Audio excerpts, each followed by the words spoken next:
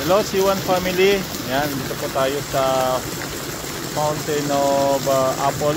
Yan, Apple Fountain po yan. Nakita niyo po yung sign ng hawak sa taas.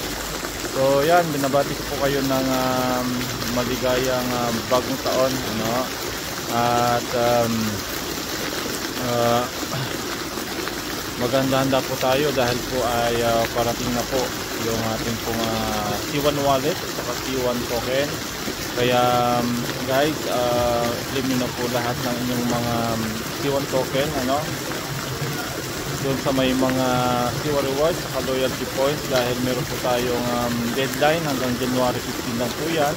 Kung kaya ay claim na po natin, ano ho, upang pagdating po ng launching ng C1 wallet at C1 token ay naka-ready na po yung ating mga token, ano.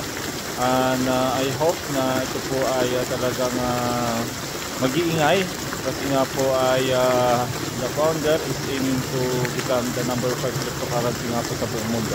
Kaya again, good luck sa ating pong lahat ng C1 members all around the world, at Happy New Year po sa ating lahat. God bless.